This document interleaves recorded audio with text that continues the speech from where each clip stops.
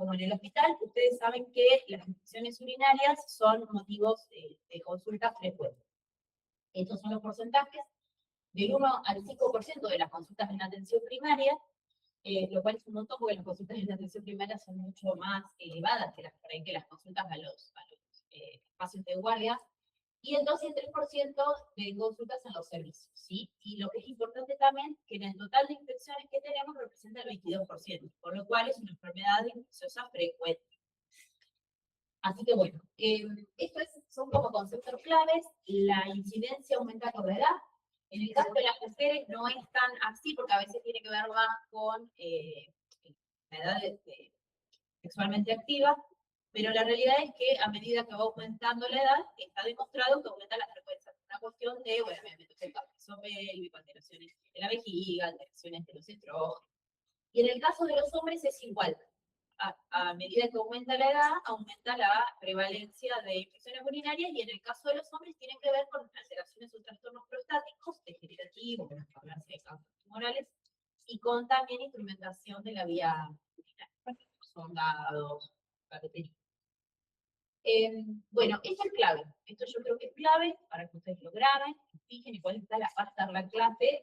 Pero bueno, esto es una pregunta que siempre hacemos y que, aunque no la crean, muchas veces seguimos como errando en esta respuesta, que no es estudiarla de memoria, es pensar la flora habitual que tenemos en cada tracto, en este caso en el digestivo y el urinario, para pensar cómo se nos puede colonizar una zona estéril que esté en ese mismo lugar, ¿no? Escherichia coli sigue siendo el germen más frecuente, a la cabeza, el 30%. Después tenemos Klebsiella, Proteus. Bueno, Klebsiella bastante elevado en relación al resto de los gérmenes.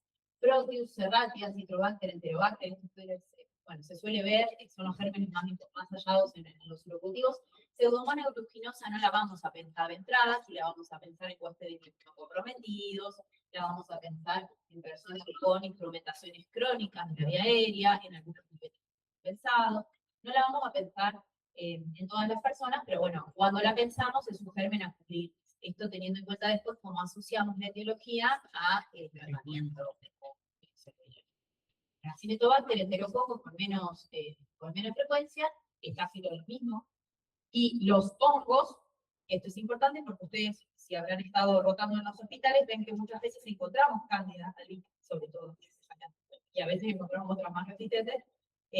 Y también se asocian a que forma parte, en el caso de la mujer, de la flora bacteriana, pero además tenemos ahí que hacer como una diferencia, ahora la vamos a ver, entre colonización o infección, para dividir las aguas, porque no siempre se niega. Y después hay una premisa clave que va a venir en alguna disciplina posterior, yo ya se las voy adelantando, que es generalmente que hay una regla que en infección urinaria antes del mes de la instrumentación, o en un primer episodio sin instrumentación, vamos a pensar en flora monomicrobiana, pero que después del mes de cualquier procedimiento invasivo vamos a pensar en flora polimicrobiana. ¿Cierto? Porque frente a un paciente soldado de más de un mes, puede llegar a hacer cualquier pregunta de examen, ¿qué gérmenes pienso? Nunca es uno. Siempre es pensar qué asociación, tener en cuenta qué comorbilidad, pero saber que ya a partir del mes, ya la flora es como el absceso cuando estudiamos que cae. ¿Bien? Bueno, esto es importante y por eso se los puse, no es para marearlos con los numeritos. ¿Qué dice este cuadro? Este cuadro habla de la evolución que han tenido las resistencias de los gérmenes a los antibióticos. Porque cuando yo estudié medicina me mostraron un cuadro, cuando fui residente me mostraron otro y ahora yo les estoy mostrando otro. Y eso por ahí genera como ahí un mareo, porque una médica da una cosa, la vuelta da otra cosa. Bueno, obviamente estamos trabajando con la bibliografía más actualizada, pero bueno, si ustedes recuerdan, cuando yo estudiaba, por ejemplo, Bactrim era el germen, Bactrim, trimetoplasma era el germen que estaba en boga porque no tenía resistencia antimicrobiana respecto de otros que sí la tenían.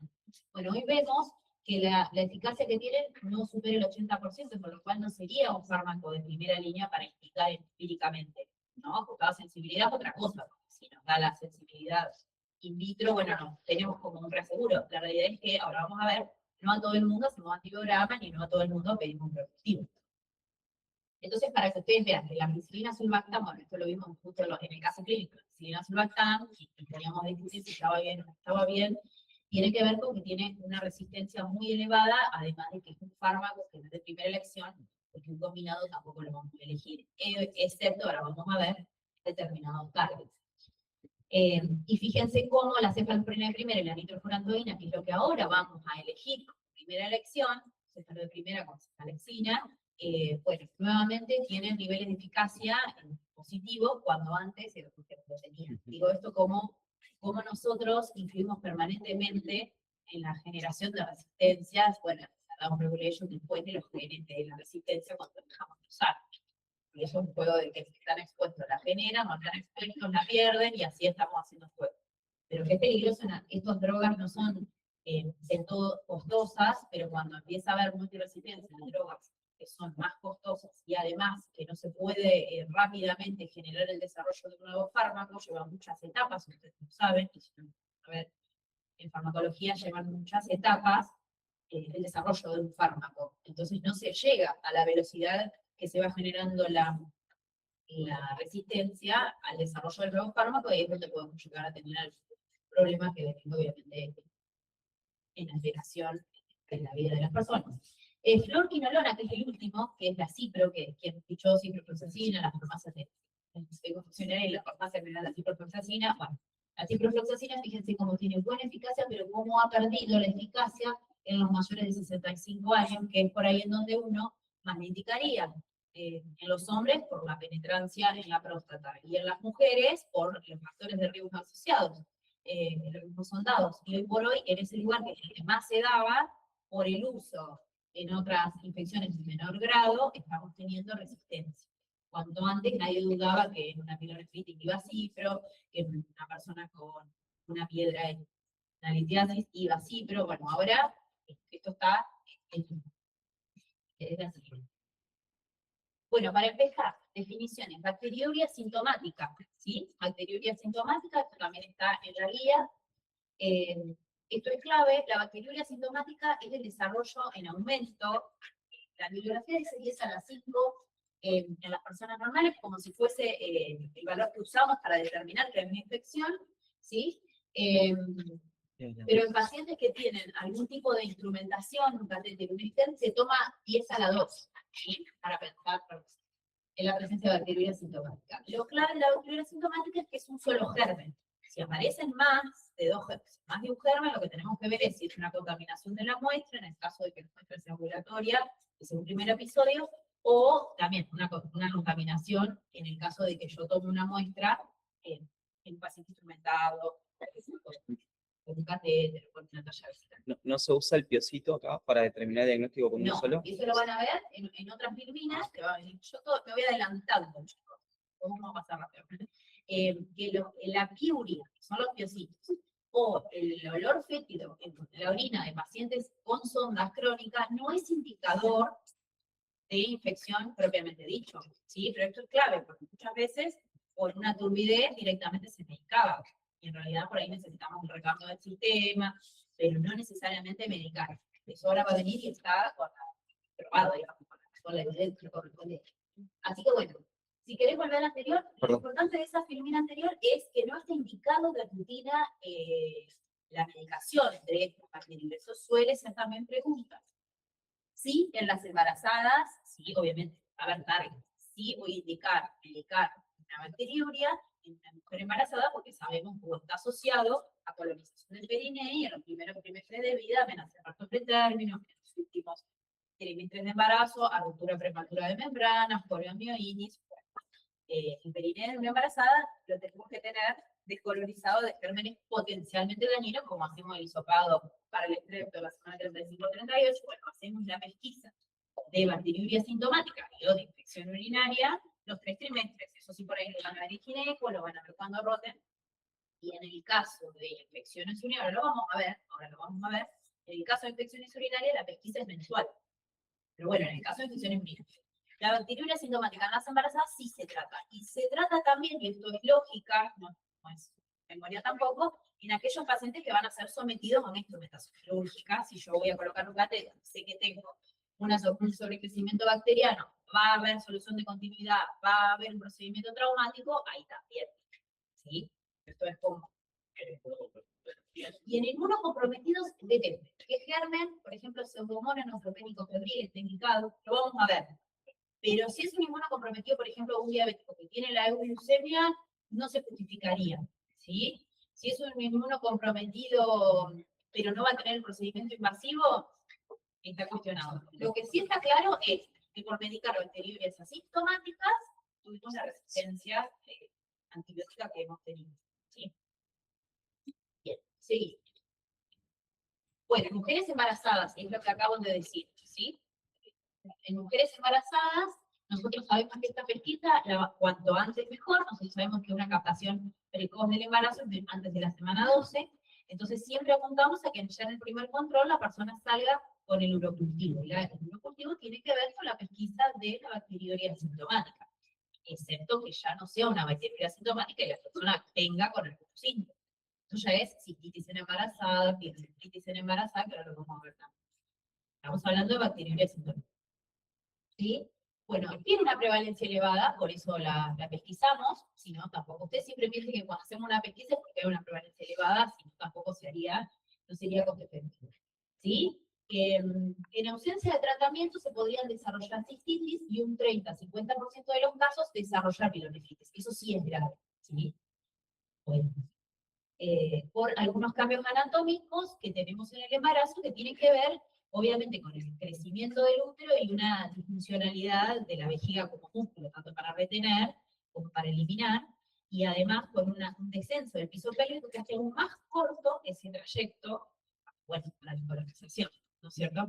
Así que no es que sea un estado patológico, pero sí que genera alteraciones que podrían facilitar el desarrollo de infecciones urinarias en las embarazadas. Cuando vemos la neumonía, cuando empieza a elevar el diafragma, por la cuestión. Pero es un proceso fisiológico. Nosotros dependemos de la cuestión de que no estamos en ¿sí?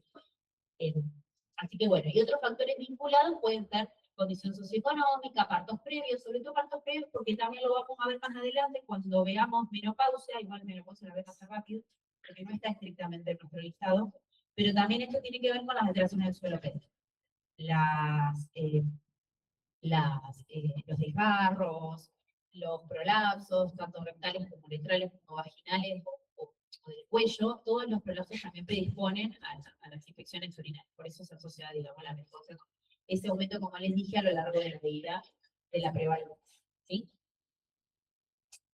Bueno, y esto lo dejo como pensando, ¿no? Porque esta cuestión de la actualización, la relación entre la bacteriuria asintomática y el aumento del ritmo de parto pretérmino y de bajo peso al nacer es incierta, porque se encuentran muchos estudios que dicen que sí, y otros tantos que dicen que no. Obviamente, hoy en día la balanza es a que sí, por eso continuamos tratándolas, pesquisándolas, ¿cierto? Pero bueno, se está viendo ahí como una bibliografía, creo que tiene que ver con lo mismo, con el uso racional de antibióticos, con ver si realmente se necesita o no se necesita, qué pasa si no, pero bueno, hoy por hoy, para concepto clave, bacteriuria asintomática en embarazadas, se Bueno, y acá esta primera tiene que ver con qué se medica, ¿sí? Recuerden que nosotros en las embarazadas también tenemos determinados antibióticos que tienen categoría C o D, y de ahí para arriba, ¿no?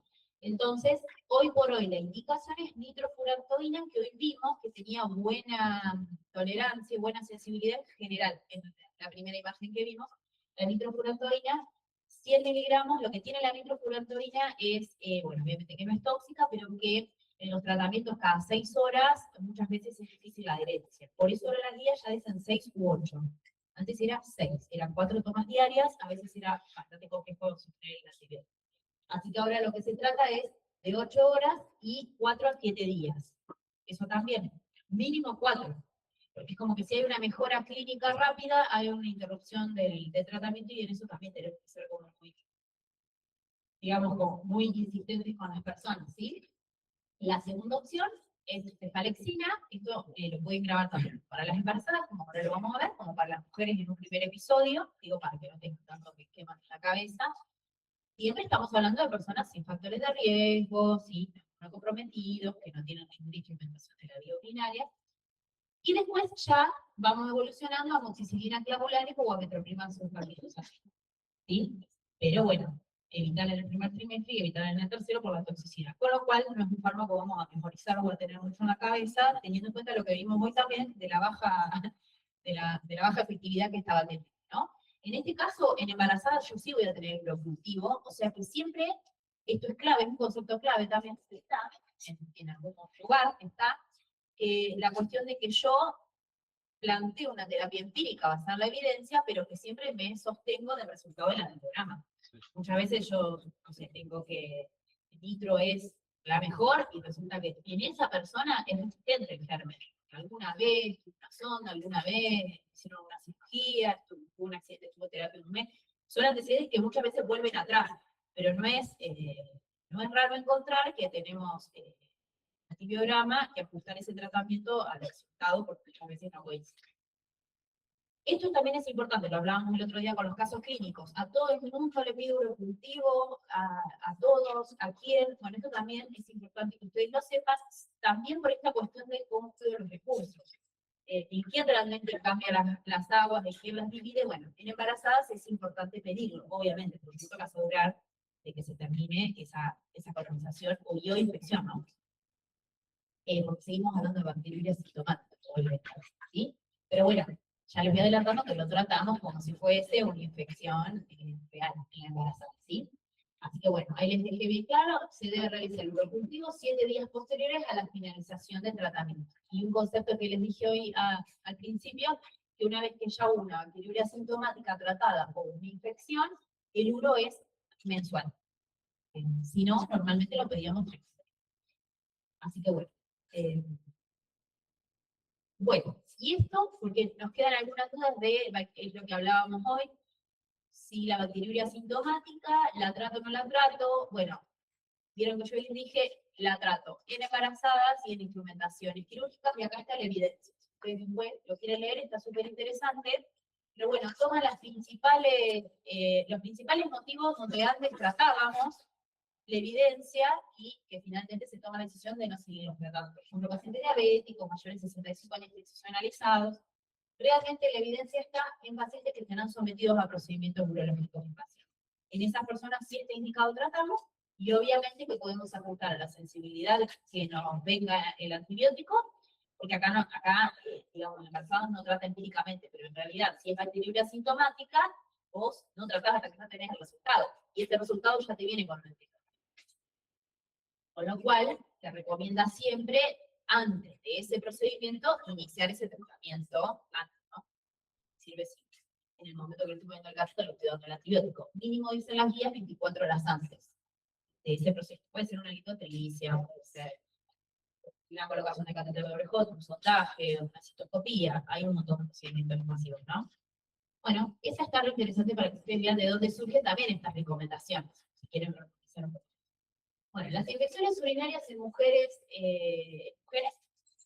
tallas de infección, no es bacteriuria sintomática, es esto que dijimos, es una prevalencia muy elevada, va creciendo a medida que las personas son sexualmente activas y a medida que aumentan en edad, eso es igual tanto para mujeres como varones, el aumento de la prevalencia con la edad. Y el pico de incidencia también se observa, esto que acabamos de decir, en las edades de las personas sexualmente activas. Gracias. Bueno, síntomas clásicos, esto los chicos lo dijeron bien, las personas que fueron al práctico, por ahí lo han visto en otras áreas, en otras cursadas, son síntomas bastante claros: disuria, necesito dolor al orinar, con o sin poliaquiuria, ¿sí? De evacuación incompleta, la sensación de micción misteriosa, el dolor suprapúbico. A veces hay personas que tienen solo el dolor y no manifiestan la disuria, y también le tenemos que dar relevancia a ese síntoma. Con o sin hematuria, y lo que es importante es la fiebre que nos divide las aguas, ¿sí? Siempre que hay fiebre, lo que voy a tender a pensar es que ya de la zona baja está queriendo ir a la zona alta. Ya empiezo a pensar más hacer una pielonefritis, ¿sí? Porque si hay fiebre, hay contacto hemático, hay marcadores inflamatorios, y bueno, generalmente no sucede eso cuando es una IQ baja, simple, ¿sí? No quiere decir que si tienen fiebre y dolor urinario ya sea fiebre, vamos a ver que hay otras clínicas, pero sí que yo voy a dividir las aguas cuando aparezca la fiebre, ¿sí? ¿Sí? Esto también lo charlamos con los chicos en el caso clínico. Siempre que hacemos una anamnesis de una infección urinaria, tenemos que ver si no hay otras infecciones asociadas. En el caso de la mujer es muy importante preguntar sobre presencia de leucorrea, para hablar, digamos, en criollo, la presencia de flujo, un poco lo que le decimos a las personas, y cómo son las características de ese flujo.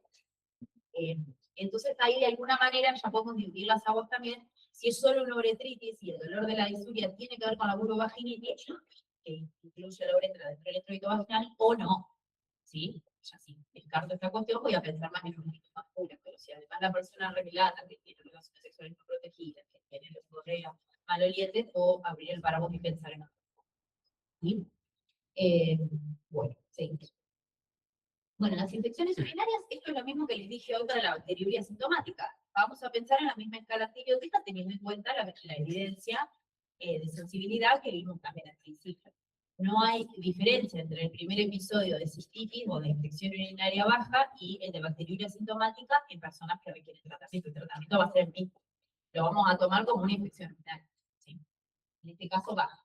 Y ahí, bueno, esto me gustó también porque va describiendo esto que es muy dinámico. Tal vez ahora lo veamos así, cuando se reciba para la PFO sea diferente, o bueno, tal vez por unos años siga siendo igual. Pero bueno, está bueno porque tiene una aclaración de cada grupo farmacológico. ¿Sí? Seguimos. Bueno, pielonefritis. ¿Sí? La pielonefritis es cuando además de los síntomas que dijimos, bien inminentemente bajos, comenzamos a tener síntomas más altos, si se quiere, en la anatomía, puntos ureterales medios y superiores positivos, puntos de percusión positiva, algunos refieren solo un dolor lumbar, por eso digo, esto también hay que ser un poco permeable, pensar, traerlo a la cabeza si estamos sospechando. Si tenemos una infección urinaria que no resuelve o que reconsulta el paciente, está buenísimo pensar en pielonefritis. A veces de la nada no es una primera opción, pero bueno, al interrogatorio surge y la repercusión generalmente es clave. Y otro sí, esto cuando decimos específicamente localizados y cuando decimos sistémicos, la fiebre, las náuseas y los vómitos. ¿Sí? Porque también nos divide las aguas en la terapéutica, si es ambulatorio o no, o obviamente en las embarazadas internas. Pero bueno, podemos tener algunos casos ambulatorios, como ustedes han visto, cuando tienen la tolerancia oral, bueno, ahora vamos a ver, hay distintos criterios. Y también, si han estado en guardias, han visto que muchas veces la pielonefritis, sobre todo los adultos mayores, con las personas inmunocomprometidas, pueden llegar a ser causas de sepsis directamente, porque evolucionan sin demasiados síntomas y muchas veces lo que tenemos ya es el absceso, hielo calicial, la obstrucción, ¿sí? Así que bueno, esto me parece interesante porque en el anciano es una de las principales causas de los shock sépticos, de que vengan ya con la infección evolucionada, y también porque en las mujeres adultas es una de las principales causas de ausentismo laboral también, cuando la infección urinaria evoluciona mal y necesitamos más tiempo. Ahí están los síntomas que acabo de decir. Sí. Bueno, esto también es interesante, porque el diagnóstico de la piel también es con el productivo. Es igual, ¿no es cierto? Vamos a hacer el mismo diagnóstico porque sospechamos que la vía de entrada es la vía urinaria.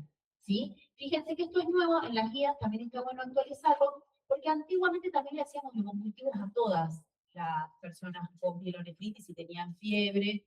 Hoy por hoy se puede cuestionar cuando hay bacteriemia. Ustedes saben que no siempre hay bacteriemia asociada a una infección invasiva, entonces la bacteriemia es un indicador. Es claro que está que estar. Pero en la pielonefritis lo que sucede es que rara vez es diferente al germen que está en la vejiga. Entonces ahí es donde evaluamos el costo-beneficio. Si nosotros sabemos qué germen es y lo vamos a medicar, muchas veces no está indicado, y no está indicado de rutina, ¿sí? Como método de diagnóstico.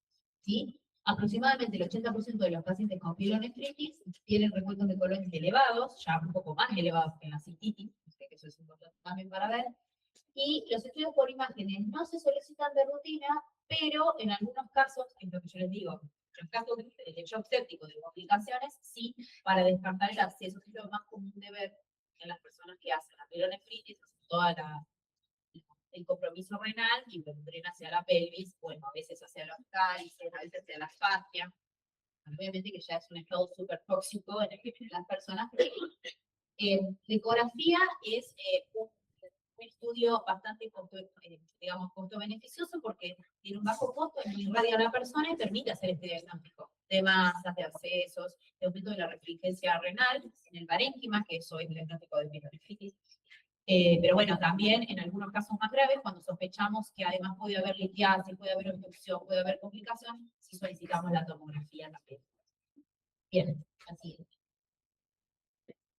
Bueno, el tratamiento, habíamos hablado del manejo hospitalario cuando tenemos presencia de síntomas graves, todos síntomas de repercusión sistémica, o sea, de sepsis o de inicio de sepsis, siempre sistémico. Eso es una premisa para cualquier enfermedad infecciosa.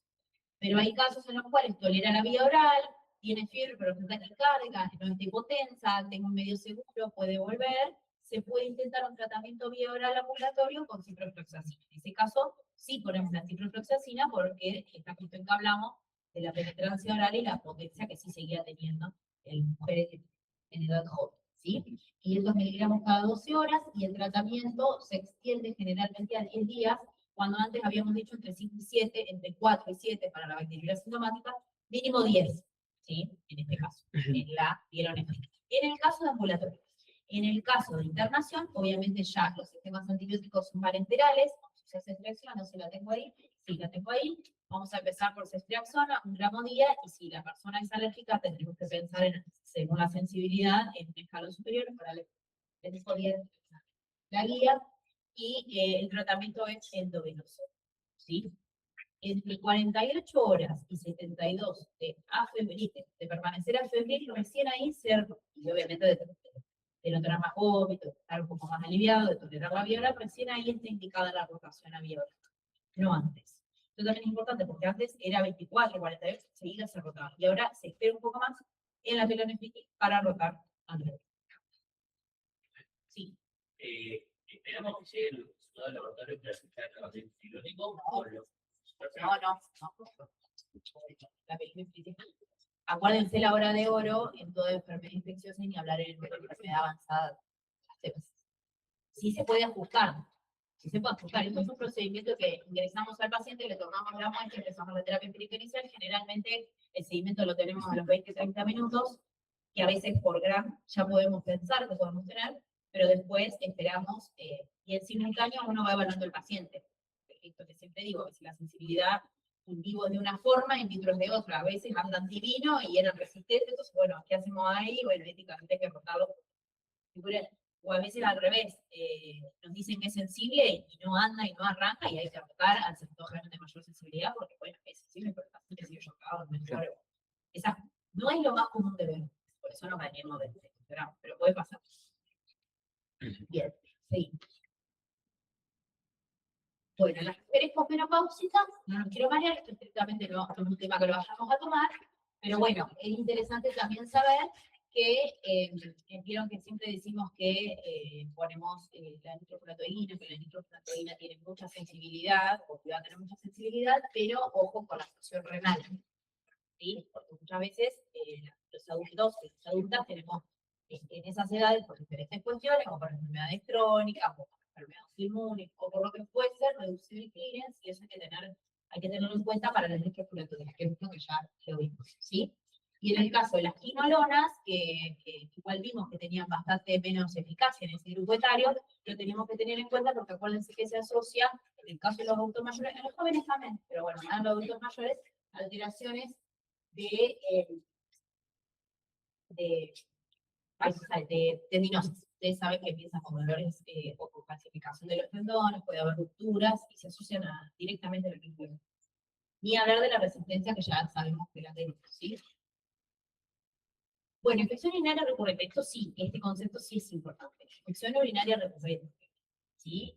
Infección urinaria recurrente, esta es la definición, la van a tener, pero bueno, para que ustedes se acuerden, son 3 episodios en el último año o 2 en los últimos 6 meses, ¿sí?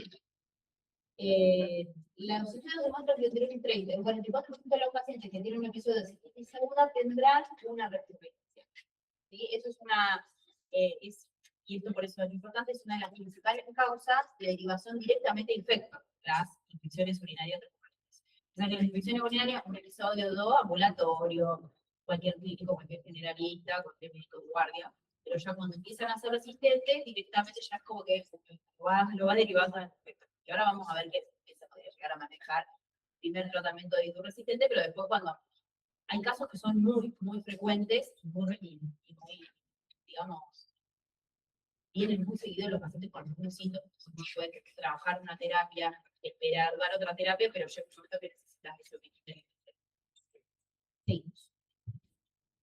Bueno, esto también lo charlamos con los chicos del caso clínico. Además de indicar la terapia empírica con la antibiótico-terapia, que es clave, obviamente, gérmenes, también no nos tenemos que olvidar de otros factores que también se asocian a mejoría de la evolución, ¿sí? Y que no necesariamente son fármacos. También tenemos que pensar en la analgesia si hay mucho dolor o fiebre para acompañar este tratamiento porque es integral, no es solo el germen, ¿sí? Y dentro de estos tratamientos ustedes van a ver en la guía que le dedican muchas hojas de evidencia a cada tipo de terapéutica, algunas con más, otras con menos evidencia, pero bueno, de las que más evidencia tienen, que habíamos hablado, son evitar la retención aguda de orina, que es un poco común en las mujeres con las cuales con muchas horas de silla, o tratar de aguantar lo más que se puede, porque eso es un factor de riesgo para infección urinaria y obviamente infección urinaria.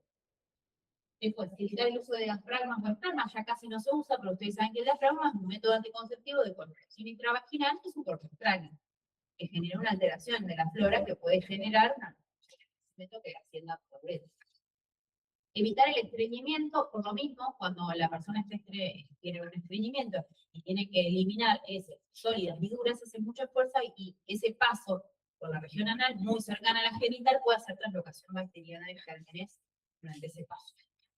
El uso de arándanos, que habíamos hablado de los frutos rojos, que insisten con esto, y hay bibliografía, o sea que el jugo de arándanos también está indicado como para prevenir o evitar. Los estrógenos tópicos tienen que ver más con las personas adultas, con la pausa, son alteraciones del introito. Y el incremento de la hidratación, esto es clave, le vivimos diciendo a la gente que tomen entre 2 y 3 litros de agua por hora. En infección urinaria es clave, y también es clave que nosotros podamos tener un lenguaje sencillo y no decirles que es la botella de agua. Pueden tomarse un té, pueden prepararse un té con café, pueden tomar un mate. Con el mate sí hay que aclarar que es el mate individual. Hay gente que dice, yo estoy todo el día tomando mate, la gente está tomando mate con un montón de personas. Es cuantificar el líquido que... Bien.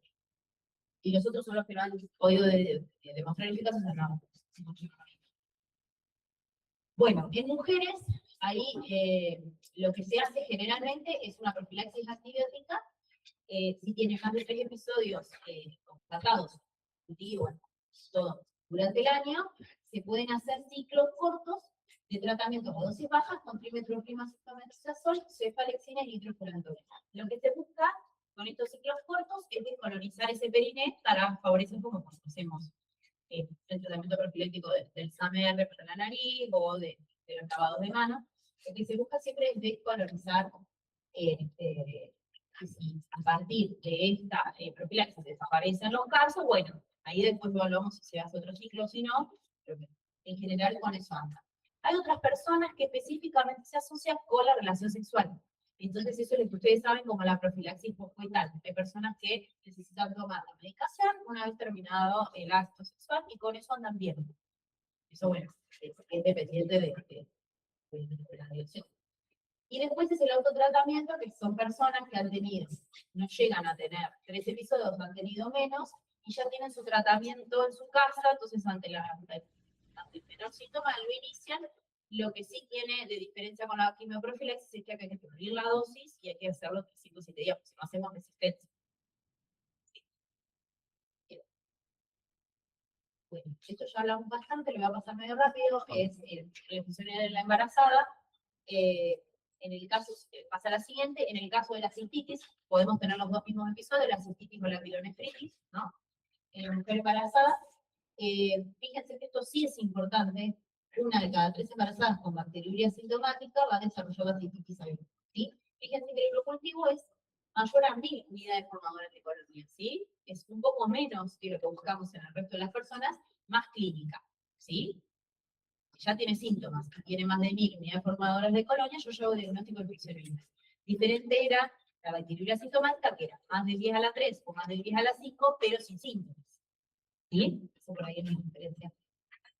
Bueno, cuando nosotros solicitamos un urocultivo y nos viene negativo, lo que está indicado en las embarazadas es seguir la búsqueda con un cultivo de endocervix para la búsqueda de clamidia y de micoplasma para pensar otros gérmenes que puedan generar la sintomatología del funcionamiento.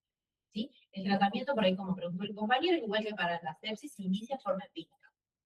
Y después se ajusta, obviamente, a la angiografía. Las indicaciones son, en este caso, las mismas que vimos para la población general. Cefalexina y nitrofurantoína. Ahí se pone primero la cefalexina y después la nitrofurantoína por la cuestión renal, pero cualquiera de las dos en la embarazada, excepto en el término, está bien, ¿no? Obviamente que, bueno, trabajo de parto, vamos a una vía, seguramente vamos a dar mejora del tratamiento. En la embarazada se recomiendan tratamientos de corta duración, entre 4 y 7 días, que es lo mismo que recomendamos para las mujeres sin factores de riesgo, y el growth control es igual que para las embarazadas con bacteriuria sintomática, entre los 7 y los 15 días de terminado el tratamiento. ¿Sí? Y lo del tratamiento supresor que se le da después de, los dos cuadros, Es lo que es mismo que la quimioprofilaxis. solo... No se armen diferentes esquemas. O sea, si tiene 2 o más tratamientos completos y persiste la cistitis, voy a tener que pensar que es una bacteriuria, una infección urinaria recurrente, y si la encuadro dentro de la infección urinaria recurrente, porque en 6 meses tiene 2 episodios, voy a hacer todo lo que dijimos en la disciplina anterior, de ciclos cortos, un poco y tal, dependiendo de en qué momento aparece la infección urinaria. Bueno, y la pielonefritis, un poco lo que ya dijimos hoy, es indicación siempre de internación, ¿sí? Bueno, obviamente que aumenta muchísimo las complicaciones y aumenta mucho la cuestión de, dependiendo de qué trimestre de embarazo, la complicación que puedan tener. El tratamiento es parenteral, que dijimos hoy, a 3 personas. Si hay alergia a la beta-lactam con la gentamicina, tenemos que tener mucho cuidado también con la gentamicina, porque ya saben que si es en el primer trimestre o en el primer trimestre. Y el Astronan, una bomba, pero si la gravedad lo amerita, es la otra opción parenteral para embarazadas alérgicas al beta-lactámicos con pielonefritis. Es lo que les decía hoy, el último cuadro, de que si tenemos 48 72 horas afebriles, indicación de poder rotar a la vía aérea, completar a la vía oral, y completar 10 días de tratamiento en las embarazadas, ¿sí? Al finalizar el tratamiento, a partir de los 7 a 10 días, empezamos con los monocultivos, y lo que les dije hoy al inicio, mensual después, ¿sí? Mensual si tuvo una bacteriuria sintomática y la mediqué, mensual si tuvo una infección urinaria y la mediqué, y eso fue una biología. Bueno, en hombres, así como por sí mismo, me parece interesante, son 2 o 3 filminas mucho más que esto. Nada, en hombres ustedes saben que hay menos prevalencia que en la mujer, por lo mismo. Hay una cuestión anatómica que pide llegar más fácil a los gérmenes a la vejiga. Ustedes saben que la vejiga debería ser estética. La presencia de cualquier género en la vejiga es directamente una infección urinaria. La incidencia aumenta a partir de los 50, esto mismo que dijimos, y tiene que ver con las cuestiones vinculadas a la displasia prostática, la displasia prostática. No hay una displasia. Y la indicación del tratamiento no ha sido estudiada, por eso al hombre se le adosa la evidencia de la mujer, ¿sí? Porque como la mujer es la que más casuística ha tenido y es donde se ha estudiado, y por eso es la cuestión de que, digamos, específicamente de tratamiento de un hombre no hay mucho, pero que está, digamos, aceptado que son iguales, los gérmenes. Y así. Bueno, esto es lo mismo, ¿sí? Los estudios de rutina o de imágenes se reservan para casos específicos, igual que a la mujer, si sospechamos alguna cuestión o alguna complicación.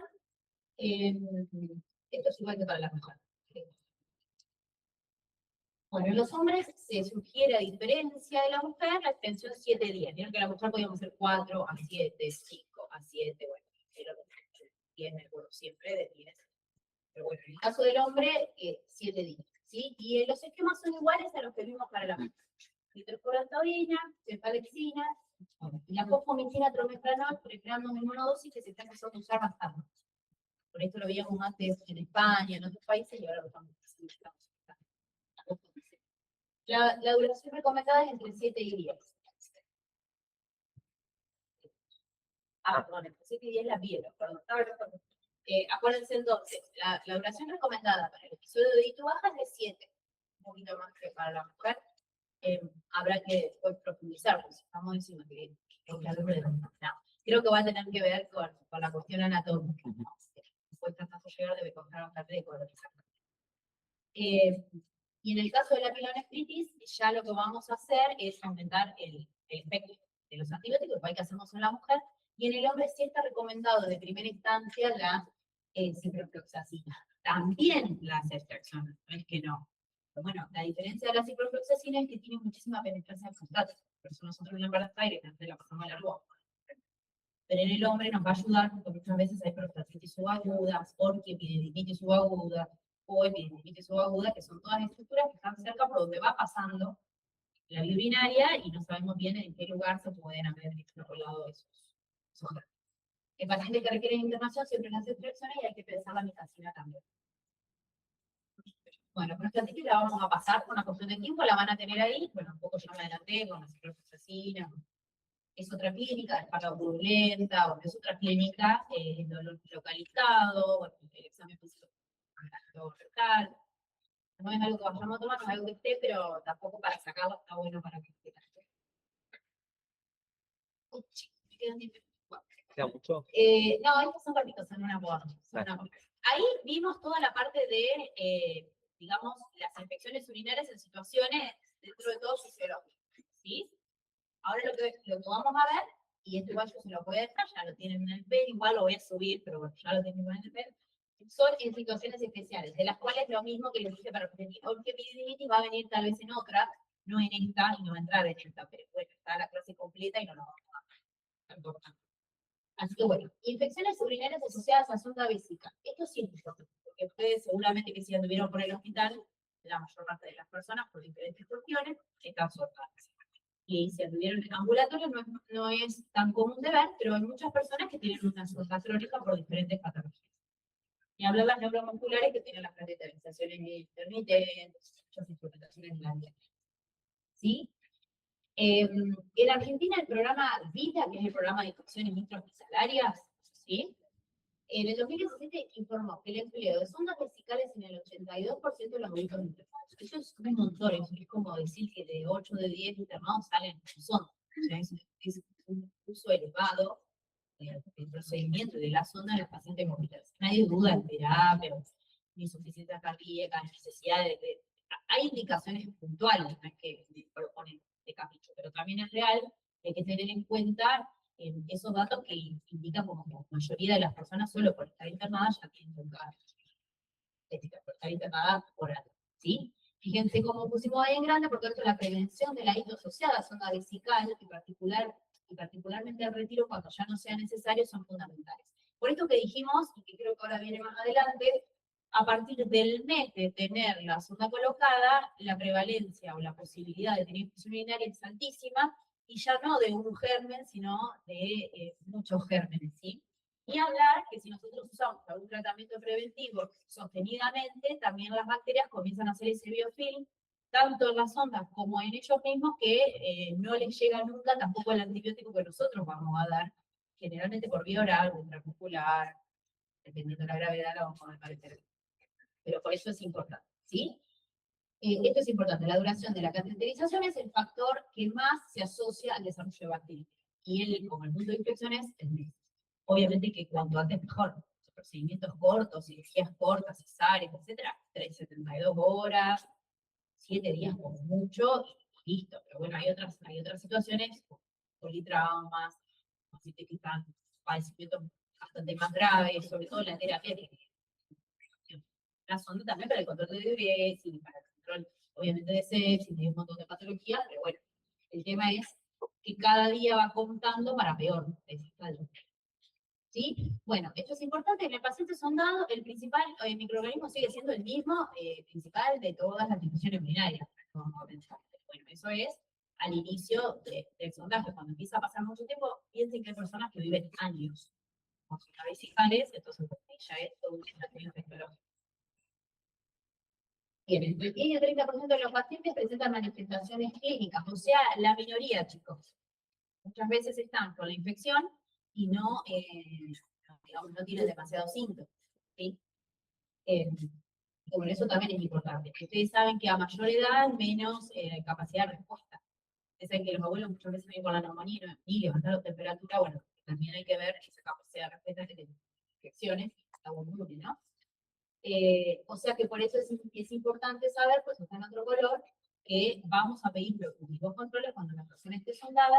Hay que me preguntó la otra vez en el caso tiempo, por eso acá te lo dejo, las diferencias en la toma del urocultivo, dependiendo si tiene la sonda, si se va a recambiar la sonda, en qué momento es más óptimo.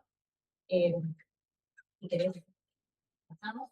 Estos son los gérmenes. Fíjense que nada, eso es lo que les dije hoy, al inicio mono y después del mes polimicrobial, entonces más claro. Fíjense ahí la recolección de la muestra, que eso me lo habían preguntado, por eso acá está bueno, está bien claro cuál es el volumen y cómo se recoge esa muestra cuando la persona ya tiene una sonda vesical. ¿Sí? Y esto es otra cosa que dijimos hoy al principio que es clave, no se considera infección solamente la piuría o la orina olorosa, es un poco lo que siempre todo el mundo dice, mira, no tienes ese sedimento, bueno, ¿sí?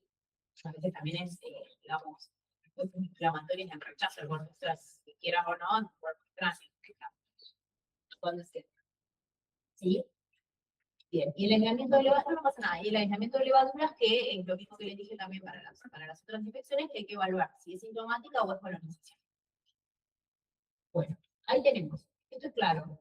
El tratamiento hay que considerar los factores de riesgo individuales. Y cuando empiezan a ser recurrentes, hay que ir considerando qué terapéutica fuimos usando durante los últimos 3 meses.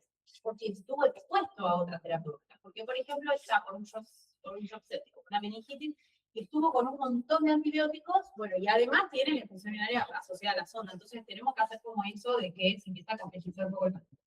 Pero las líneas generales, para que ustedes se lleven una idea, sin factores de riesgo, de patogenía de tercera generación. Tenemos hiperacilinato adaptal o aminoglucósidos. Pacientes con sospecha de GLE, directamente con aminoglucósidos, los carbapenems, y pacientes colonizados con sospecha de KPC, o sea, terminó utilizando carbapenems, ahí usamos el colistina o comicina la rica.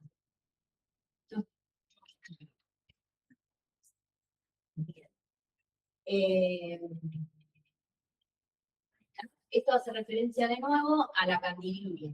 La candidiuria que puede ser una colonización o puede ser una infección, pero bueno, si no hay síntomas, esto me gustó el anterior, donde te dice a quién igual lo trato. O sea, por más que no haya síntomas y haya candidiuria, y ahí está el recién nacido, el trasplantado, obviamente las personas que no tienen una experiencia. Piénsenlo siempre así, en quien yo pongo un antibiótico si tengo un germen, en la persona que sé que no se va a poder defender de ninguna manera. Un trasplantado, ustedes saben que tiene ese funcionamiento totalmente deprimido para evitar el rechazo. Un neutropénico febril, ni hablar, estoy sospechando que además está intentando dar respuesta a otro foco. Y el niño recién nacido prematuro con peso extremo también. Bien, bueno, el tratamiento un poco ya lo dijimos, ¿sí? Fíjense, A3, la evidencia, 7 días, independientemente de si el paciente permanece cateterizado o no. Muchas veces se retira la sonda, igual continuamos el tratamiento, y muchas veces no se puede retirar. Entonces es el recambio y se vuelve a colocar otra y se va a evaluar. ¿Sí? Bien, sí. Bueno, el paciente con litiasis. ¿Sí? Ustedes saben que siempre, cuando había una litiasis, le poníamos como la etiqueta de la infección urinaria complicada. Por el solo hecho de tener la litiasis. La infección urinaria, el paciente con litiasis ya la infección urinaria complicada. Bueno. Se estima que cerca del 10% de las personas presentará algún episodio de litiasis renal en su vida y el desarrollo de una infección urinaria puede complicar esa evolución. Y esto es sentido común. Si yo tengo un cuerpo extraño, por más que sea una litiasis, pero bueno, desde el momento en que está el germen deja de ser estéril y yo tengo un cuerpo extraño infectado en una cavidad que debería ser estéril. Por eso, digamos, es importante. ¿Sí? Con respecto a las manifestaciones clínicas, pueden ser cuadros asintomáticos o presentarse como cólicos renales, entonces uno ahí divide agua, si es por el cólico en sí o si es generalmente en el sedimento que pedimos siempre, se suele decir cólico puro, no va a haber presencia de bacterias, solo va a haber hematía, y en caso si aparece alguna otra bacteria, ya vamos a pedir el cultivo por fuego. ¿Sí? Bueno, nada, esto es tratamiento de la litiasis, chicos. Lo dejo ahí, nefrectomía, cuando hay una nefrectomía es. Pero generalmente hoy por hoy tenemos los procedimientos minivasivos, que son las litotricias. La litotricia extracorpórea, la percutánea, hay dispositivos que van por dentro de la uretra, hasta la pericia la rompen por dentro, hay otros que son por fuera. Pero bueno, no tenemos con eso, si quieren lo leen, bueno, hay otras que nosotros ahora en este momento. Bueno, los stents ureterales. Los stents ureterales que se colocan cuando hay estenosis, sobre todo de pelvis, lógica, la presión del paso, el paso intestinal de su paso, y bueno, cuerpo extraño, ¿sí? La bacteriuria sintomática no requiere pesquisa ni tratamiento según las conclusiones de varios estudios. Pero los prótesis ureterales, entre ellos los catéteres doble J, esto es re común de ver, no sé si lo habrán escuchado, catéter doble J. Tiene mucha gente vive su catéter doble J y vive. ¿Sí? Están indicados en diferentes situaciones, como infección ureteral con cálculos, cólicos renales persistentes, trasplante renal o cualquier causa que obstruya el flujo urinario. ¿Sí? La tasa de colonización es muy elevada en aquellos colocados en forma temporaria y es del 100% en aquellos colocados en forma permanente. Por eso es importante. ¿Sí? El diagnóstico es similar a la infección en cualquier otro paciente, tiene que tener clínica. ¿Sí? Y ahí se hace el diagnóstico. Si quieren pasar a la próxima. Al tratamiento empírico, cuando hablamos de MORF, son los microorganismos multiresistentes. ¿Sí? Que figuran varias veces. Sí, pues mira, la clase. Y ahí lo que tenemos que ver es que lo mismo que para las infecciones asociadas a sonda, en pacientes que ya han tenido otras patologías. Hay que ver qué se usó cuando se le colocó, por qué se le colocó, si fue una infección, si fue una obstrucción. Igualmente de primera, para la colocación seguramente tuvo una profilaxis, si venía con episodios previos, si no, bueno. Y evaluar esto, si estuvo internado o hospitalizado, porque determinados sectores del hospital se asocian a más niveles de complejidad, mayor nivel de resistencia, ¿no? Sobre todo las de. La duración de tratamiento entre 10 y 14 días. En los casos en que se retira el dispositivo, puede ser más prolongado en los casos en que el stent permanezca colocado. ¿Sí? Bueno, y asociadas a la lipotritis extracorpórea también. La lipotritis extracorpórea es la ruptura del cálculo por fuera del cuerpo. Eso genera extravasación de gérmenes de la vida diaria porque rompe todo, ¿no? También traumatiza el epitelio, traumatiza el vaso, entonces puede pasar un germen. Por eso es uno de los procedimientos en donde hoy dijimos que íbamos a pedir un cultivo porque la bacteriuria iba a ser indicación de ser medicado. Y ahí está. Generalmente para esta comunidad se recomienda la ciprofloxacina. La ciprofloxacina es clave por esto de la penetrancia, pero la ciprofloxacina también tiene. Pero bueno, la ciprofloxacina oral, tiene como, también la tenemos endovenosa, pero en general una persona que se va a operar, bueno, está un comprimido, es lo que vemos todos, ¿no? Y también está indicada la trimetoprim sulfamethoxazol, siempre hablamos de fuerte la dosis, no la simple, hablamos de la simple solamente cuando hablábamos, por ejemplo, de la profilaxis, que era mitad de dosis, pero para tratamiento se pone por la dosis máxima pierde. Sí. Bueno, no, y esta es la prostatitis, yo se lo dejo, pero no es algo que por ahí lo vayamos a tomar ahora nosotros en efecto. Con todo menos la prostatitis y la orquiepididimitis, ¿sí? Para que es una sola filmina, ¿sí? Pero fíjense, este está buenísimo, que es la conclusión entre la complicada y la no complicada. La no complicada es por ahí a la que más vamos a apoyar, porque es la que más vamos a ver, y sí que tengan una noción mínima de, y sí que tengan una noción mínima de qué diferencias hay, qué manejo tengo. Esto que yo les digo, siempre es como igual ante la duda que un sentido, ¿sí? Hay cosas que por ahí no le van a salir o no se la van a acordar en el momento del examen, pero si nosotros pensamos qué órgano tengo cerca, qué comorbilidad tiene, qué puede pasar, ¿sí? Bueno, y ahí las últimas dos son bien de síntesis de lo anterior. Era largo. Acá 300 minutos. Sí, que cómo vamos a hacer, pero bueno, les queda en que les voy a subir también, que ya está subido, pero por ahí búsquenlo, los dos consensos, pero creo que esta clase es súper clara, es